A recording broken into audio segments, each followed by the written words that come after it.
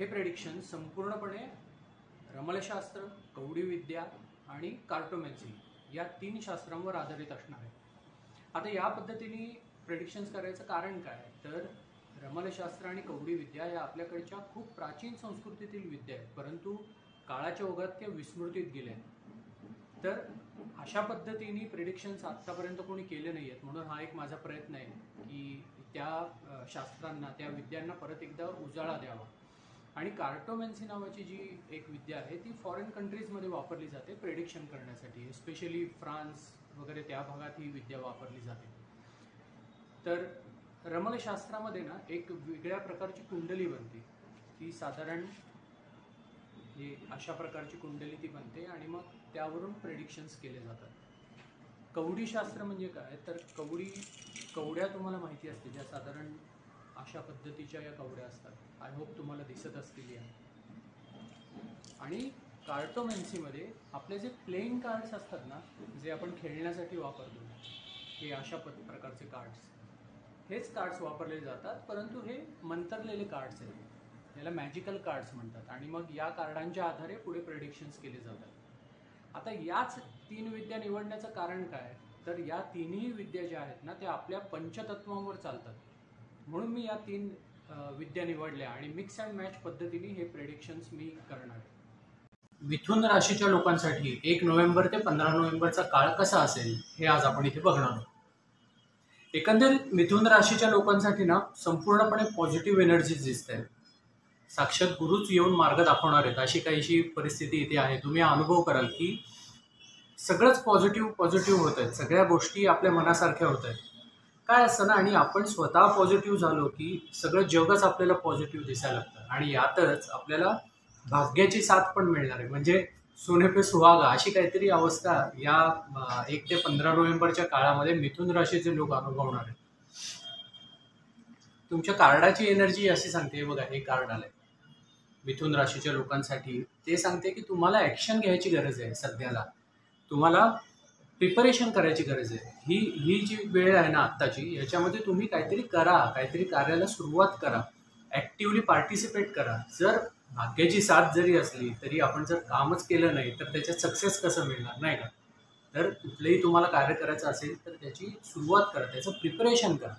आणि भाग्याची साथ आहे, साक्षात गुरुची पण साथ आहे, त्याच्यामुळे त्या कार्यात तुम्हाला 100% सक्सेस मिळेल. तर ही वेळ तुम्हाला गुरूंची सेवा करायची वेळ आहे. एखाद्या धार्मिक कार्यात तुम्ही सहभागी व्हा, गोरगरिबांची सेवा करा. त्यामुळे हा जो आनंद तुम्हाला या काळात मिळणार आहे ना, हा अजून द्विगुणित होईल आनंद. एकंदर फायनान्शियल कंडिशन बघितली तर अतिशय उत्तम आहे. एखादा चांगला तुम्हाला धनलाभ सुद्धा या काळात होऊ शकतो. जर तुम्ही शेअर मार्केटमध्ये ट्रेडिंग वगैरे करत असाल तर त्याच्यामध्ये तुम्हाला चांगले रिटर्न्स मिळतील. ह्याच्यावर एक सजेशन आहे की एखादं लॉटरीचं तिकीट काढून बघा, ते तुम्हाला लागण्याची शक्यता आहे या 1 ते 15 नोव्हेंबरच्या काळात.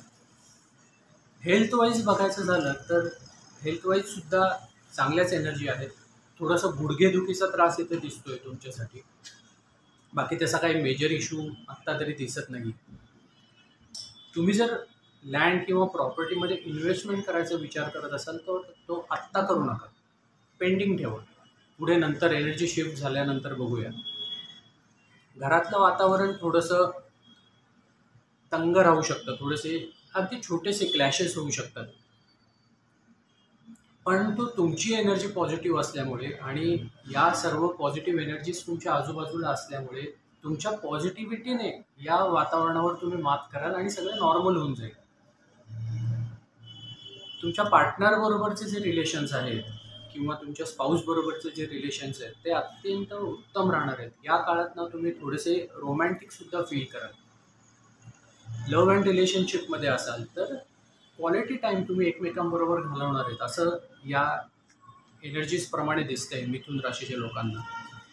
तुमच्यासाठी मेसेज असा आला आहे की स्वतःची काळजी स्वतःच घ्या आणि आई वडिलांच्या तब्येतीची काळजी घ्या.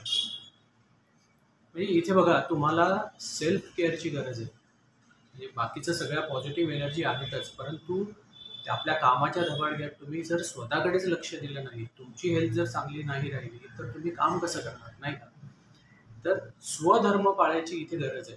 तर तुम्ही स्वतःच्या तब्येतीची काळजी घ्या, शरीराला, आपल्या बुद्धीला योग्य आणि पोषक आहार द्या, ज्याच्यामुळे तुमची प्रगती होईल. आणि तुमची प्रगती झाली की ऑटोमॅटिकच तुमच्या आजूबाजूच्या सर्व लोकांची सुद्धा प्रगती होईल.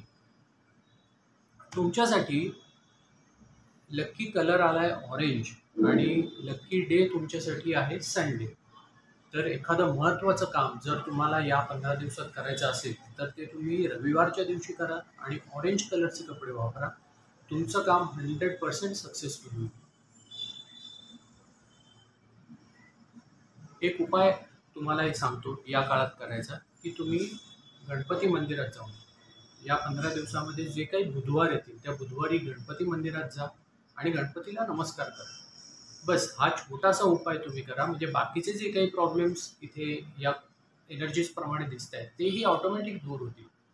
एकंदरीत बघायचं झालं ना तर ह्या 15 दिवसाचा काळ तुमच्यासाठी अत्यंत उत्तम असणार आहे. फायनान्शियलच्या बाबतीत तर अत्यंतच चांगलं आहे. एखादा मोठा धनलाभ व्हायची पण इथे शक्यता आहे.